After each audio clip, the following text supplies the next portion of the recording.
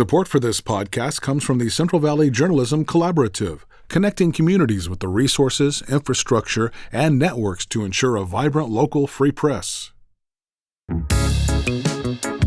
From KVPR in Fresno, this is Central Valley Daily. It's Wednesday, March 25th. I'm Elizabeth Arkalian. Last week, the world learned shocking details about the late civil rights leader Cesar Chavez. The New York Times laid out an alleged pattern of sexual abuse. He did a lot of good for a lot of people, and he did a lot of bad. In a matter of hours, communities up and down California began removing public references to Chavez. We speak with a biographer who knows his legacy intimately. But first, these news headlines. The University of Southern California canceled a gubernatorial debate that was scheduled for Tuesday after candidates of color were excluded. 2 Republicans and 4 Democrats, who are all white, were slated to participate. But 4 prominent Democratic candidates of color did not meet the criteria, which was based on their polling and fundraising. Meanwhile, a debate that is scheduled to take place in Fresno on April 1st is still on. New polling released today shows 2 Republicans lead the field, with the Democrat in 3rd place. The son of the late Filipino farmworker activist Larry Itliong weighed in on the allegation against labor leader Cesar Chavez. Johnny Itliong says he tried to speak out about abuse by Chavez for years. The New York Times laid out a pattern of sexual abuse by Chavez. He, along with Dolores Huerta and Larry Itliong, gave rise to the modern farmworker movement.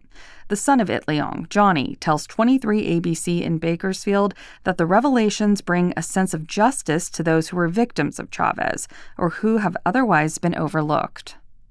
At the same time, it gives a chance to straighten the history out. It gives a chance to the victims to get some sort of redemption. Communities across California are actively removing Chavez's name from government buildings, schools, and streets following the revelations. Republican lawmakers at the state capitol are pushing a bill that would provide free access to menstrual products for female farm workers. Laura Fitzgerald reports from Sacramento. The measure would require the California Department of Public Health to work with local nonprofits to provide women farm workers with menstrual hygiene supplies free of cost.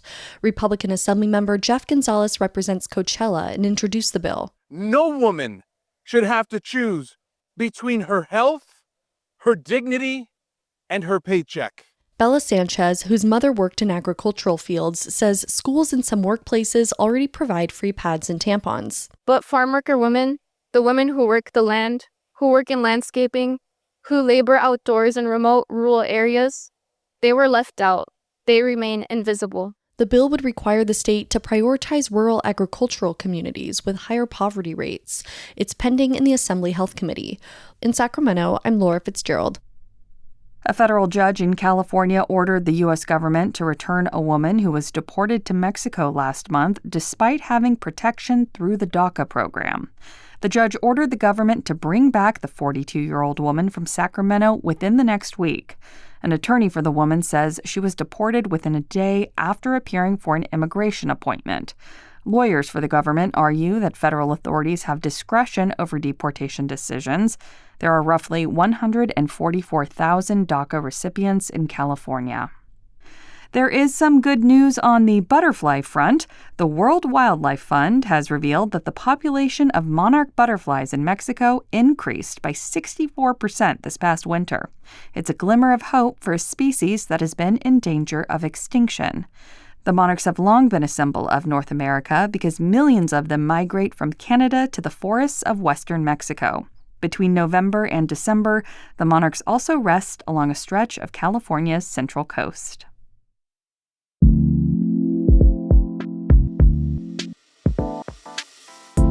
Central Valley Daily listeners like to know what's going on in their community. And coming up this spring is our Corks and Brews event. On Sunday, May 3rd, we'll have nearly 40 different wineries and breweries waiting to pour you a drink. Come put a face to the names of the people behind this podcast. We'll also have live music, a silent auction, and food trucks. Tickets are $75. Get yours today at kvpr.org. And now to our main story. Cesar Chavez's legacy seemingly toppled overnight last week when allegations of his sexual abuse were reported in the New York Times. The public reaction was swift. The state holiday on March 31st, named after Chavez, will now be celebrated as simply Farmworkers Day. And many towns and cities up and down the state have nixed statues, streets, and schools named after the late farmworker union leader. To parse through the massive fallout of Chavez's legacy, today we're speaking to someone who wrote extensively about him, biographer Miriam Pawel. It's really interesting because I just read a column by Marcos Breton, and the Fresno Bee reran a story that he did in 1992. And I think that Marcos's take, which was, I think the headline said something like, "I'm shocked but not surprised." And I would concur with that. I think that for people who knew a lot about Cesar Chavez, he did a lot of good for a lot of people, and he did a lot of bad. And the sort of more sanitized hagiographic image of him, I think the people who had that are having more difficulty with this. I think it's a different story in the Valley and in farm worker communities than in some other parts of the country. So I think that this, while obviously shocking and disturbing revelations, there's ways in which it's consistent with his abusive behavior towards people in other, not physical ways. Yeah, when you say you're shocked but not surprised, I'm curious, when you were writing your 2014 biography of Chavez, were there hints or rumblings of this behavior, or was this out of the blue? So, Cesar's, and I write in the book that his adultery was well known in the Union and people around him. Helen Chavez, his wife, left him on more than one occasion. There was one particularly public break in 1977 in which she intercepted a love letter from an 18-year-old and left him, and he therefore was sort of forced to be public about this turmoil and accusation in the larger movement as a whole. And I think that incident is very interesting and sort of telling for a number of reasons, because the way he spun that was to say that this was a plot to get him from the communists and other people who were particularly on the left, who were out to undermine the Union, and that they used women as bait in order to do this kind of. And that was how he attempted to sort of publicly justify the fact that his wife had moved out. And the meeting at which this takes place, and we know all of this, by the way, because he taped dozens and dozens of very important meetings during that sort of key period in the late 1970s, and all of those tapes are preserved in the Walter Reuther Labor Library in Detroit. So you can listen to this sort of the agonized debates, at the time, and a lot of purges, as they were called at the time, a lot of people who were accused of being thieves and spies and communists, including some of the major Filipino leaders of the Union at the time. So again, there's sort of a lot of emotional abuse that was being sort of leveled by him at the time, that all of these other, what we're now learning about, were, widespread sort of, or at least these particular incidents were taking place. Yeah, it sounds like paranoia. I try to shy away from using clinical diagnoses that I don't know, but there are certainly people who felt he had become very paranoid. There were threats on his life. He certainly felt that there were a lot of people out to get him, and that there were a lot of people trying to sort of seize control and take over something that, he really did create from nothing. And that period of the late 1970s and early 1980s is a very difficult time, with a lot of ramifications, both for the Union and the movement and people in it, and also for the farm workers. And again, that's why I think it's really terrific that the Bee actually reprinted these stories from the early 1990s, when Cesar Chavez was still alive, that talk about what had become of the movement already at that point in time. Yeah, and as you mentioned, he did have security. There were actual threats going on at that time.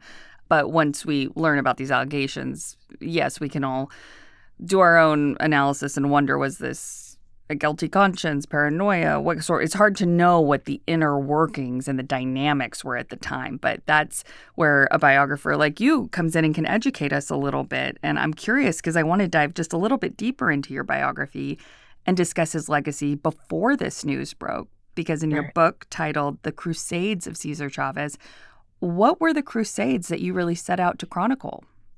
Yeah, and so that was an interesting choice of word in the title and got some mixed reactions. But it was a crusade that gave hope to people and to a whole generation of farm workers and poor people who never thought they could get out of the fields.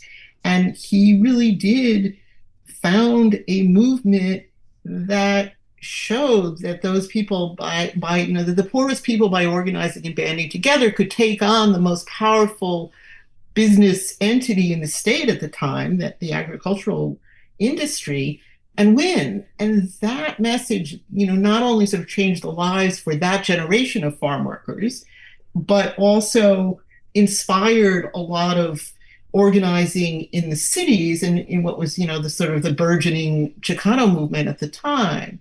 So I tried to reconcile that with the failure ultimately of the United Farm Workers to be a sustained labor union for farm workers. And a lot of that, again, the sort of central time in the 1970s, there are these agonizing conversations that you can listen to on these tapes where people say, are we a movement or a union? Because we can't be both. And his answer always was, we're a movement first. And he was much more interested in that. And he talked about the idea of trying to form a poor people's movement. And a lot of that came at the expense of sort of trying to actually be a functioning labor union, which he viewed a lot of that work as being mundane, was his word. It was something that he was really not that interested in. Once the 1975 is a very pivotal year because the California passes what was then the only law in the country that gave farm workers the right to form unions, protected union activity. And that, changes the whole nature of what the union becomes.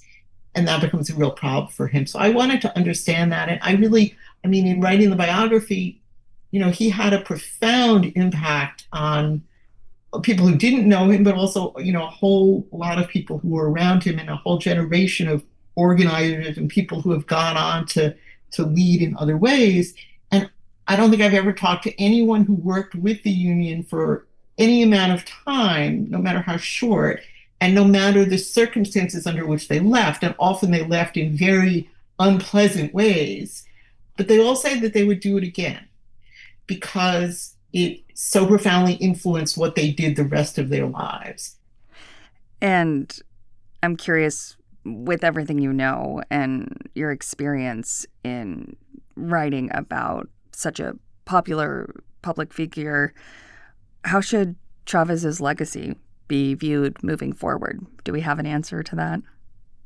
I think what we've been talking about, which is that it needs to be looked at in its entirety. He did a lot of good things and he did a lot of bad things, and people have to weigh those for themselves in terms of where they come down. But I think that at his strongest, in the way that he inspired people and what they were able to achieve, it's important to look at that. And perhaps, never more important than right now, when a lot of the tactics and strategies that he used with success are needed in communities that are really very much under attack right now. And I would say that I think that's happening too, that organizations in Los Angeles like Churla and the Day Laborers Network, and there are a lot of people in even, Minneapolis, when you look at the ways in which people are organizing, a lot of that comes out of the lessons of the early days of the farm worker movement, and we shouldn't lose sight of that.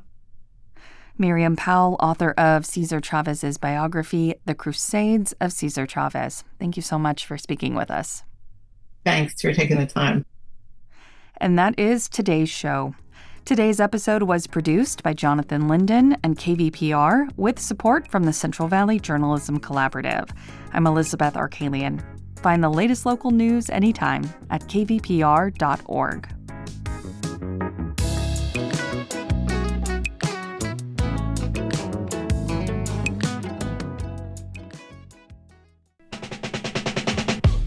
This is Tanya Mosley, co-host of Fresh Air.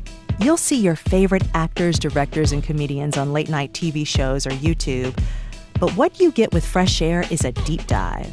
Spend some quality time with people like Billie Eilish, Questlove, Ariana Grande, Stephen Colbert, and so many more. We ask questions you won't hear asked anywhere else. Listen to the Fresh Air podcast from NPR and WHYY.